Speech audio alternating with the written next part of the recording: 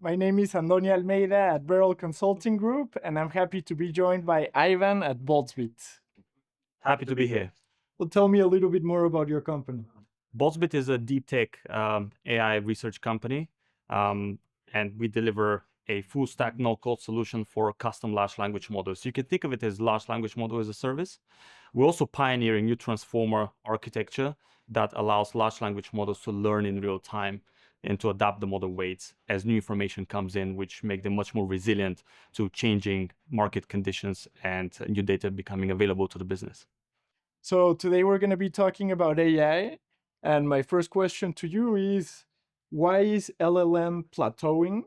And how can AI get better in the long run? We've all heard the statement that LLMs have hit a scaling wall.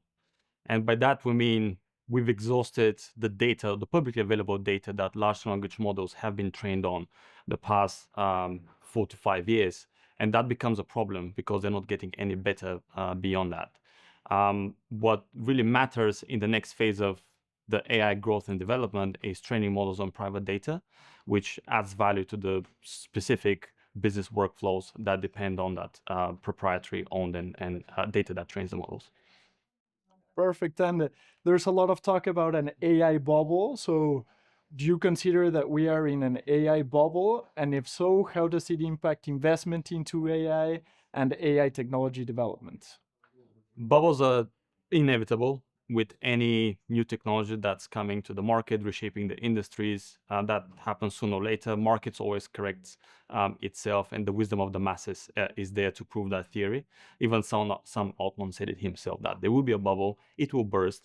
No one knows when and how the bubble will burst. We see the early signs of it, but that does not mean the technology will disappear with it. I think the consequence of a bubble bursting will be more innovation.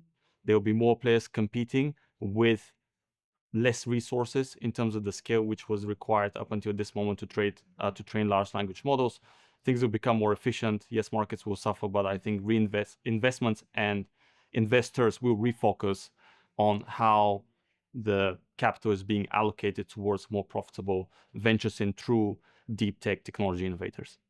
What is the most important blocker of value delivering AI solutions? That's a very good question. AI models in general need to be more reliable, more scalable, and owners of those models need to be in full control. So I would say the biggest value add for the application of the technology is the ability to own the models, own the model weights, own the IP of the model, and also being able to train the models on private and proprietary data. Because as I explained earlier, hitting the scaling wall in terms of the data that we had available at our disposal in the public domain poses a great issue. I think the second point that I would like to make is moving beyond just operational efficiencies and trying to look at the profitability and the alpha gains that LLM technology can provide to any firm out there on the market. So it requires a little bit of a shift in the mindset with regards to people considering LLMs as a productivity tooling and operational efficiency uplift towards actual revenue generation and something they can compete on the market with. But that requires ownership of the models and private data engagement into the technology to be able to take the business to the next level. Right. Well, thank you so much for that, Ivan. Very happy to be joined by you today, and thank you. Thank you. Pleasure to be here.